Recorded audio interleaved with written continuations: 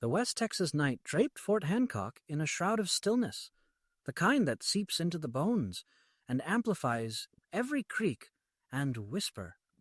The fort, a skeletal remnant of its military past, stood isolated on the desert's edge, its adobe walls and sagging roofs baking under a relentless sun by day, only to surrender to shadows by night.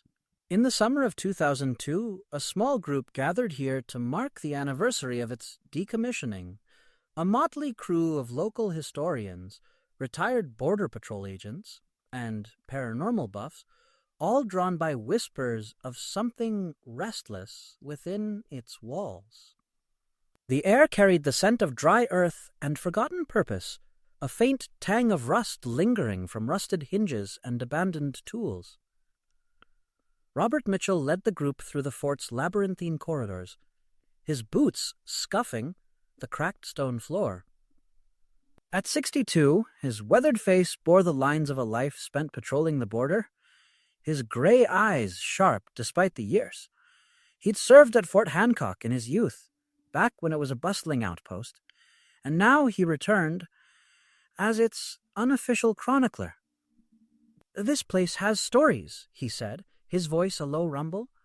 "My soldiers came and went. Some never left." Beside him, Emily Carter adjusted her wire-rimmed glasses, her audio recorder clutched like a talisman. A grad student with a passion for the paranormal, her enthusiasm radiated through her quick movements and bright, curious gaze. She'd read every account of Fort Hancock's hauntings, soldiers' boots echoing in empty halls. Commands barked to no one, and tonight she aimed to capture proof. The group trailed behind, their flashlights slicing through the dark, casting jittery beams across peeling paint and spider-webbed corners.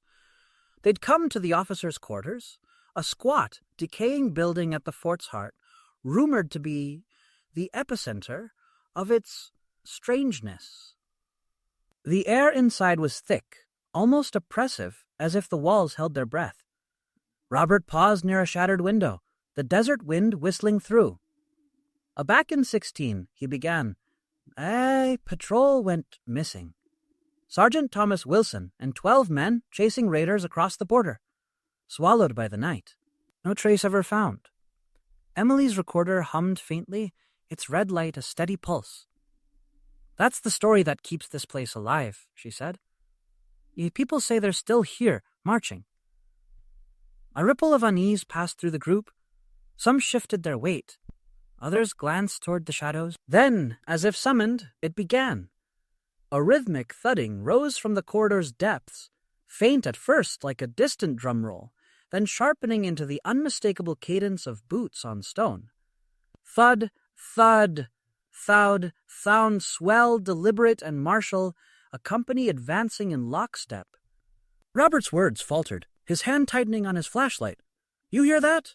he rasped. The footsteps grew louder, closer, reverberating off the walls. Voices threaded through the muffled at first, then clearer. A left.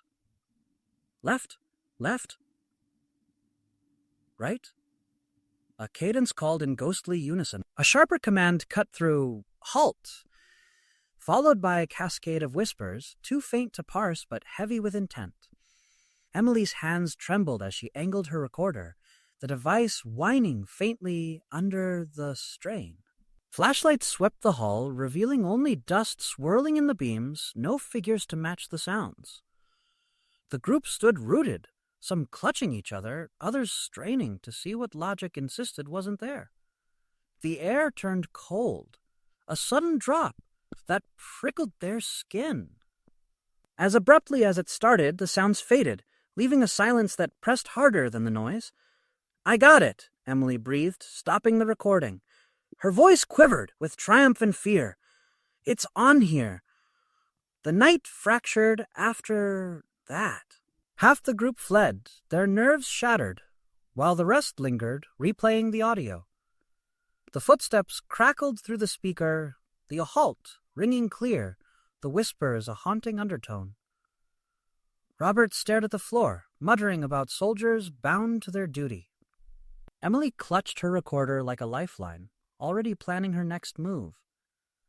For those who stayed, Fort Hancock had peeled back its mask, revealing a mystery too vivid to dismiss. A week later, Alex Thompson sat in his cluttered Austin office, headphones pressed to his ears, the Fort Hancock recording looping endlessly. Thud! Thud! Halt! Whispers. He jotted notes on a legal pad, military rhythm, clear commands, unexplained cold, his pulse quickening with each pass. At 34, Alex was a freelance journalist with a knack for the strange, his articles a gallery of UFO sightings, cryptid encounters, and haunted backroads. His dark hair was perpetually tousled, his hazel eyes alight with a hunger for the next big story. This one, though, felt like a vein of gold in a field of gravel. He dialed Emily Carter, catching her mid-research at her university library. After a cautious exchange, she was protective of her find. She agreed to meet, mentioning Robert Mitchell as the group's linchpin. Alex set a time at a diner near the fort, the 4-hour drive a small price for what might unfold. Fort Hancock wasn't just a story. It was a siren call. The diner smelled of grease and coffee, its vinyl booths cracked from years of use. Robert and Emily sat across from Alex, their faces etched with the night's memory. Robert leaned forward, elbows on the table, recounting the fort's past with a border agent's precision. It was built in 1881, manned through the Mexican Revolution. Patrols kept the border tight until Wilson's crew vanished. That's when the tale started. Emily played the recording, her finger tracing the waveform on her laptop. Listen to the rhythm, she said. It's disciplined, like a trained unit. And that halt, it's not random noise. Alex scribbled furiously, his mind racing. This was raw, visceral, a collision of history and the unknown. But he needed a foil, someone to ground his instincts. He thought of Dr. Sarah Langley, a historian he'd met at a conference. Sharp, no nonsense, with a disdain for anything unprovable. She'd hate this, he mused, which made her perfect. He called her that evening, the line crackling as he pitched the story. I don't chase phantoms, Alex, Sarah said, her voice cool and measured. At 40, she was a professor at UT Austin, her dark hair streaked with silver, her blue eyes unyielding. Jagaras, give me documents, not campfire tales. Listen to this, he said, emailing the audio. Minutes later, she called back, her tone grudging. It's intriguing. If there's a historical hook, I'll bite. But I'm not here to validate your ghost hunt. They met at Fort Hancock 2 days later, the noon sun bleaching the fort's walls. Sarah wore a practical jacket and boots, her notebook tucked under her arm, assessing the officers' quarters with a critical eye. A structural decay, she noted. The wind through gaps, loose floors, plenty to mimic footsteps. Alex adjusted his backpack, grinning faintly. What about the voices? The cold? A pareidolia, she said. The brain makes patterns from chaos. As for temperature, old buildings trap drafts. Let's test it. They agreed to camp overnight, setting up in the officers' quarters with Emily's gear, recorders, EMF meters, a thermal camera. Dusk painted the fort in deep blues and grays, the silence thickening as stars pierced the sky. They sat in the corridor, flashlights dimmed, waiting. At midnight it struck. A faint thudding rose, growing into the steady beat of marching boots. Sarah's skepticism wavered as the sound enveloped them, precise and unrelenting. Voices followed. A company! Halt! Then a Sergeant Wilson! Report! Sharp and immediate. The air chilled, a cold that sank into their bones. Alex swung his flashlight down the hall. For a fleeting moment, he saw them, shadowy figures in old uniforms, rifles slung, their forms shimmering like heat haze. He blinked, and they vanished. Tell me you saw that, he said. Oh, Voice hushed. He said, voice hushed. Sarah's face was taut, her breath visible in the dim light. I heard it, felt it. But visions. That suggestion, Alex. We're primed for this. You can't rationalize everything. He shot back. Something's here. The next morning, they hit the local library. A squat building stuffed with dusty records. Sarah pored over microfilm, unearthing a 1916 report, with Sergeant Thomas Wilson and 12 men dispatched October 14 to pursue raiders. Last sighting, departing Fort Hancock. Resumed ambush. No remains recovered. She tapped the screen. Historical basis, yes, but it doesn't prove ghosts. Alex pointed to the name. Wilson. We heard him. That's no coincidence. It's compelling, she admitted. Not conclusive. They returned that night determined to push further. Recorder's word, the thermal camera scanning the dark.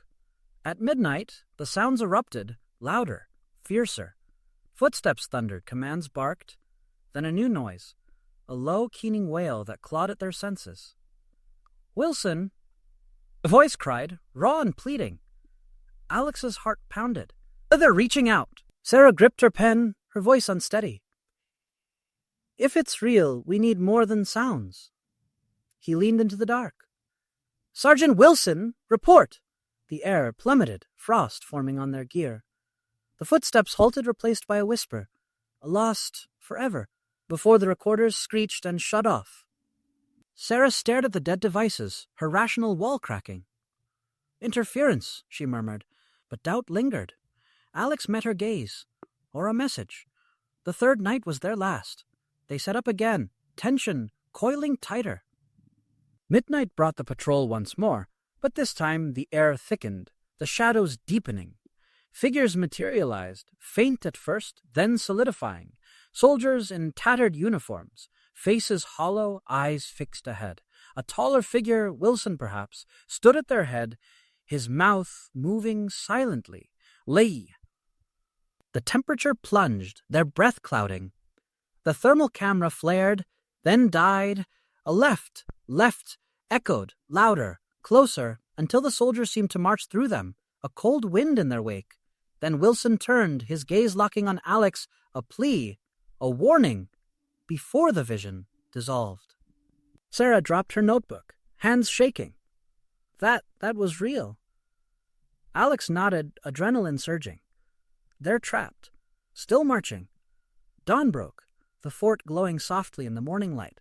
They packed in silence, the night's weight unspoken, but shared. Alex believed the patrol was bound to Fort Hancock, their spirits locked in an endless loop. Sarah, shaken, offered a compromise. Maybe it's history echoing, through memory, or something we can't measure. Driving away, the fort fading behind them, Alex glanced at her. Boasts, or the past clinging. She smiled faintly, exhaustion softening her edges. Or both, maybe. Some places don't let go. Alex let the ambiguity settle. Truth, he knew, often hid in the gray spaces where proof and wonder danced.